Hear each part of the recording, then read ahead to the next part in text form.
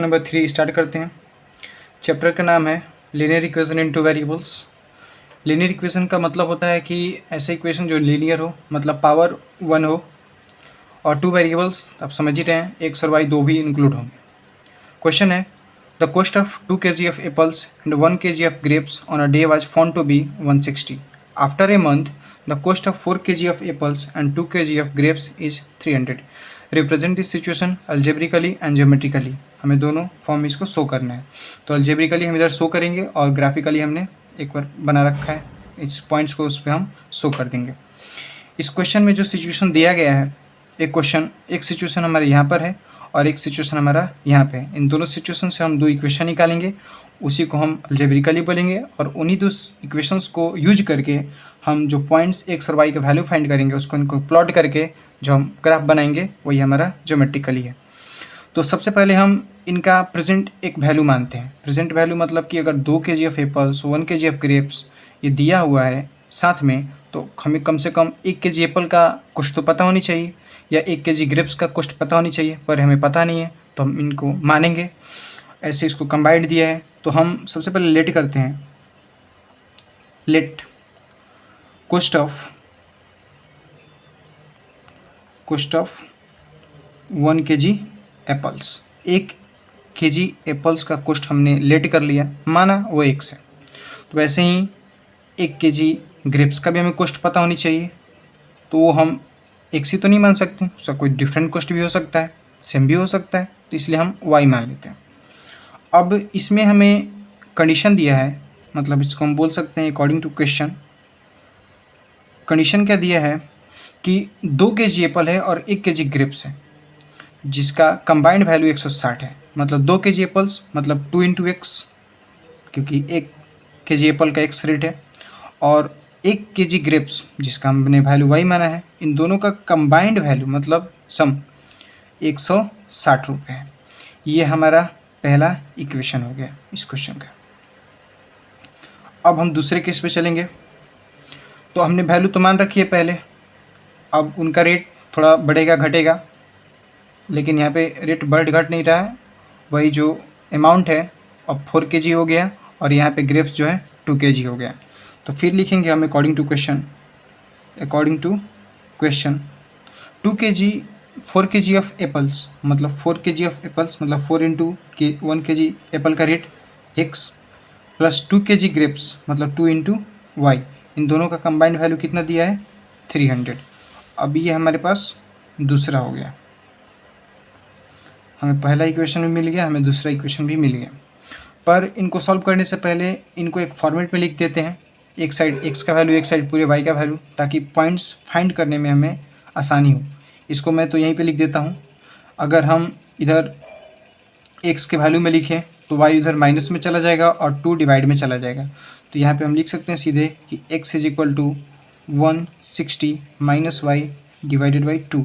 हमें एक यहाँ पे एक ये मिल गया, और इसके लिए भी हम लिख सकते हैं 4x + 2y है, तो इधर गया तो 300 - 2y हो जाएगा, और x अगर यहीं रहने दे तो 300 - 2y / 4, यहाँ पे ये मिल गया। अब इन दोनों को यूज करके हम यहाँ पे फाइंड करेंगे। हमें ये पहला इक्वेशन इसी को मानता हूँ, ये दूसरा इक्वेशन है। इन दोनों को अब सॉल्व करने के लिए हम ऐसे नंबर्स का यूज करते हैं जो थोड़े एक दूसरे से रिलेटिव हो, ज़्यादा डिफरेंस ना हो, नहीं तो फिर प्लॉट करने में प्रॉब्लम होती है। तो अब हम एक का वैल्यू मानेंगे और एक का वैल्यू हम फाइंड करेंगे।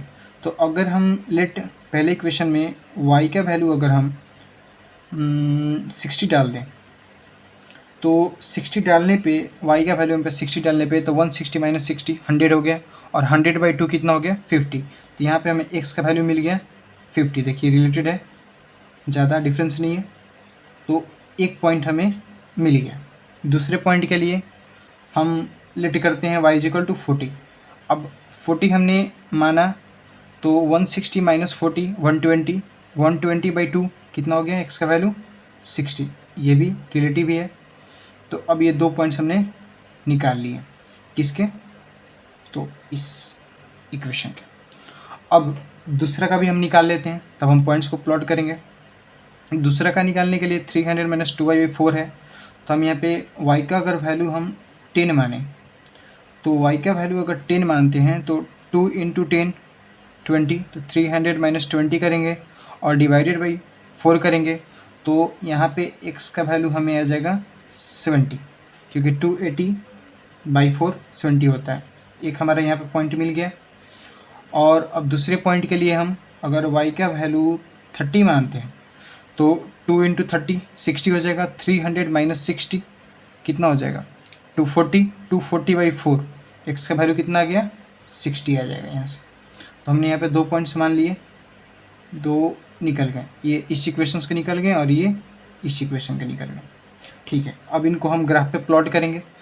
हम बता रहे हैं कि ये जो है x पॉजिटिव है, ये y पॉजिटिव है, इधर आएंगे नीचे तो y निगेटिव मिलेगा और इधर जाएंगे तो x निगेटिव मिलेगा। यहाँ पे सारे पॉइंट्स 0 होते हैं।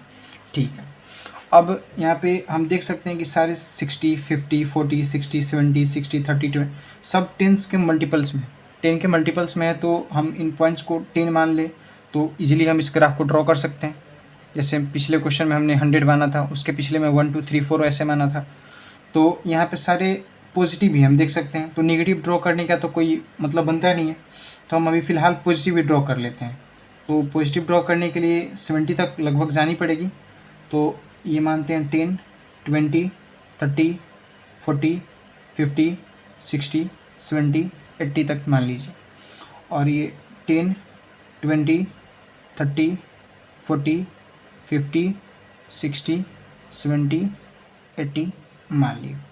हम लिखते रहें, ये 10 है, ये 20, ये 30, ये 40, 50, 60, ये 70 और वो 80। यहाँ भी 10, 20, 30, ये है 40, ये 50, 60, ये 70 और वो 80 हमने मान लिया। सारे वैल्यूज़ को हमने नहीं लिखा है, आप लिख भी सकते हैं। तो अब यहाँ पे हम पहले इक्वेशन को सॉल्व करते हैं। अगर हमने y को 60 माना तो y 60 कहाँ पे होगा 40, 50, 60 यहाँ होगा, तो x कितना होगा 50 होगा।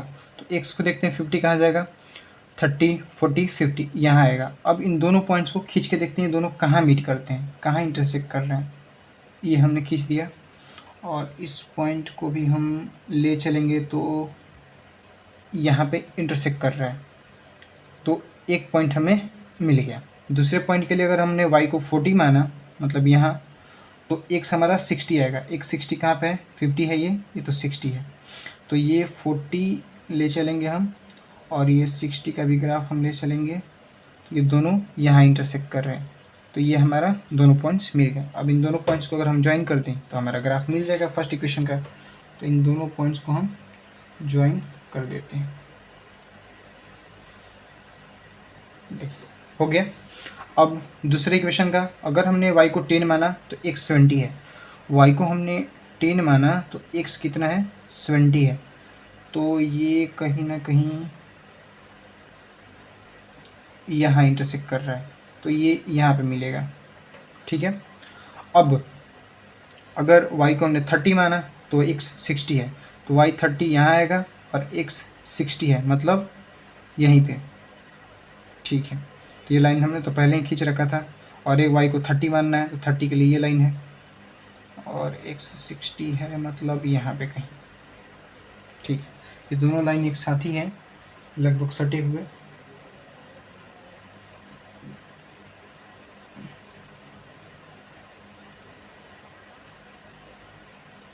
कहीं ना कहीं जाके इंटरसेक्ट हो जाएंगे। तो इस तरह से हम इस क्वेश्चन को सॉल्व कर पाएँ। ये जो हमारा है फर्स्ट ग्राफ था, फर्स्ट इक्वेशन का फर्स्ट इक्वेशन हमारा ये था 2x + y = 160, और ये जो ग्राफ है हमारा है इसका सेकंड इक्वेशन का, सेकंड इक्वेशन था 4x + 2y = 300। तो इस तरह हम इस क्वेश्चन को सॉल्व कर सकते हैं। यह हमारा चैनल नया है, इसलिए इसको सपोर्ट करने के लिए सब्सक्राइब कीजिए। क्वेश्चन समझ आए तो ज़रूर लाइक और कमेंट कीजिए आपको कौन सा क्वेश्चन और डाउट सॉल्व करवाने हैं। तब तक के लिए थैंक यू।